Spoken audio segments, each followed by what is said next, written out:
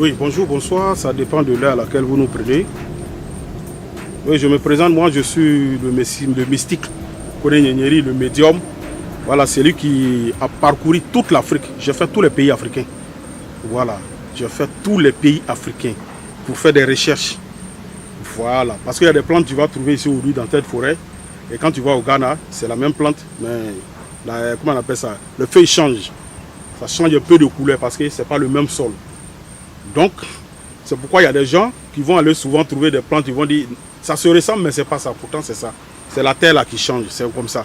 Donc, c'est pourquoi je fais presque tous les pays, voilà, tous les pays africains. Je suis allé un peu partout, voilà, je suis allé un peu partout. J'ai fait des connaissances des grands médiums, des grands fétichés, voilà, si vous voulez, des grands dozos. Voilà. Et j'ai compris que les Africains sont intelligents et c'est des cerveaux, même s'ils ne sont pas là à l'école. Vous comprenez? Il y a des médiums là qui ne sont pas là à l'école, mais ils sont très très intelligents et ils sont efficaces. Parce que quand on parle, vous dites non, ils ne connaissent rien, ils ne sont pas là à l'école. Vous pensez que c'est à l'école seulement on devient intelligent? C'est à l'école seulement on apprend.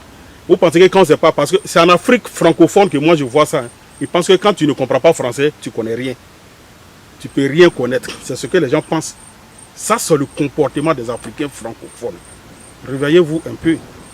Vous voyez, si au début, là, on avait donné une chance aux tradis praticiens, peut-être que nos autorités, aujourd'hui, quand ils sont malades, là, ils ne vont pas aller en France pour aller se soigner.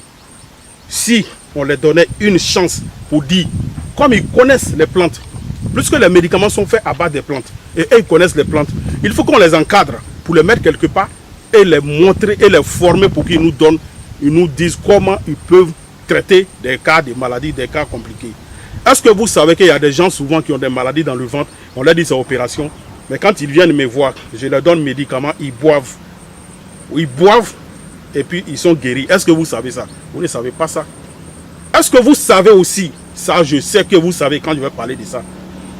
Vous savez qu'il y a des maladies, quand on dit c'est opération, le chinois il traite ça sans opération. Il y a plein qui ont déjà dit oui, ça c'est vrai. Parce que c'est des Chinois, ils ont la peau blanche. Mais est-ce que vous savez que c'est à base de plantes? Que c'est à base de plantes. Tous les médicaments chinois, là, vous voyez que c'est naturel. C'est naturel. Mais comme ils ont la peau blanche, et ils ne sont pas sorciers, ils sont intelligents. Mais comme nous, on a la peau noire, là, nous, on est sorciers, on ne connaît rien, ça aura des effets secondaires. Mais quand tu prends pour chinois, tu bois comme ça, là. Il n'y a pas d'effet secondaire. Il n'y a rien derrière, parce qu'il a la peau blanche. Tout de suite là, moi, si je m'avais pris un produit et puis il devient bien clair, et que je propose des médicaments aux gens, ils vont dire ouais, même si c'est un Africain, mais il est blanc. Ça peut être un peu bon. Vous allez accepter. C'est comme ça le noir réfléchit. C'est pourquoi les gens arrivent à vous manipuler facilement. Et c'est pourquoi vos dirigeants, là, vous les Africains, c'est pourquoi nos dirigeants arrivent aussi à vous manipuler facilement. Parce que eux, ils ont tout fait un peu chez les Blancs là-bas. Ils connaissent très bien chez les Blancs, ils connaissent leur culture. Donc ils savent ce que vous les Noirs là, vous aimez et vous n'aimez pas. Ils savent quel comportement il faut adopter avec vous pour vous avoir. Quand nos autorités aujourd'hui sont malades, ils se lèvent, ils vont se soigner à Paris, ils vont se soigner aux États-Unis, ils vont se soigner dans tel pays. Ils ne se soignent jamais en Côte d'Ivoire. Il n'y a pas de médecins ici parce qu'ils n'ont pas confiance aux médecins qui sont ici. J'ai parlé des sages-femmes une fois. J'ai déjà parlé des sages-femmes qui regardent la télé ici, dans les hôpitaux, quand les femmes viennent accoucher là. Elles sont assises en train de regarder novelas, regarder des films. Est-ce que vous savez ça? Nos autorités, vous savez ça? Vous savez très bien. Qu'est-ce que vous faites pour combattre cela? Dans les hôpitaux, comment on peut aller regarder télévision? Est-ce que c'est un cinéma ou bien c'est pas? C'est un lieu où on doit regarder télé? Non. Regardez nos écoles. Il faut qu'on se dise la vérité si on veut que ça change. Tu n'es pas obligé de m'aimer. Ce n'est pas mon problème. Tu ne peux rien contre moi aussi parce que moi là, je suis protégé par beaucoup de choses que vous ne pouvez pas comprendre, que tu ne peux imaginer. Voilà. Vous voyez, le côté éducation là, faites très attention. Il faut mettre de l'ordre là-bas aussi. Parce que quand ces deux milieux là, la santé et puis l'éducation, quand c'est raté là, c'est pas bon. C'est pas bon pour un pays. Quelqu'un qui va devenir président un jour, s'il est mal éduqué aujourd'hui, ce n'est pas bon. Quelqu'un qui va devenir ministre, s'il est mal éduqué aujourd'hui, ce n'est pas bon.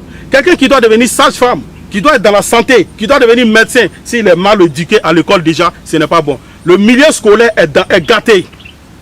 C'est gâté. Trouver une solution pour ça. Il faut qu'on se dise la vérité. Parce qu'on est fatigué, le peuple est fatigué. Moi, je suis médium. Je reçois près de 60 personnes par jour. Et quand les gens viennent, ils expliquent leurs problèmes. Une fois, j'ai eu à m'adresser aux autorités de Côte d'Ivoire. J'ai dit, confiez-nous des tâches, nous les médiums. Et vous allez comprendre qu'il y a beaucoup de secrets qu'on va vous dévoiler. Parce que quand les gens viennent nous voir, vous voyez, quand les gens vont à l'hôpital, ils expliquent leurs problèmes aux médecins. C'est un peu comme ça. Souvent, ils vont rentrer dans les problèmes qui se trouvent, les problèmes de foyer, même à la maison. Donc, ça veut dire que les médecins, ils écoutent beaucoup et ils savent beaucoup de choses aussi sur le comportement des humains, de la femme et l'homme à la maison. C'est comme ça, nous, les médiums aussi, on est.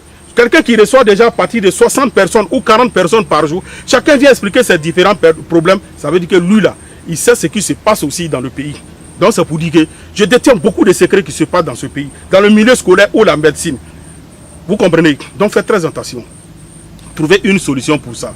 Le peuple est fatigué. Vous comprenez? Le peuple est fatigué. Essayez d'aider un peu le peuple. La vie devient un peu chère. C'est trop cher même. Trouvez une solution à tout ça là. Je vous demande pardon.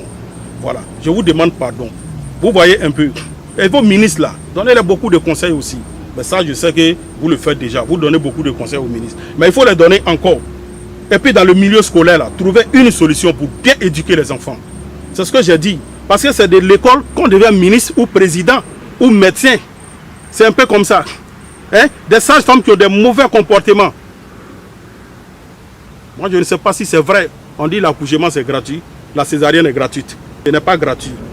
Parce que les gens continuent de prendre de l'argent dans les hôpitaux. Peut-être que vous n'êtes pas au courant. Donc, je vous informe. Que Dieu protège la Côte d'Ivoire. Et que Dieu donne la force de régler les problèmes des Ivoiriens. Vous voyez, les Ivoiriens souffrent. Je sais qu'il y a beaucoup qui a été fait. Il reste beaucoup à faire. Trouver une solution à ces deux problèmes-là. Et puis, on dirait qu'ils ont augmenté le pain. Il y a tout ça aussi.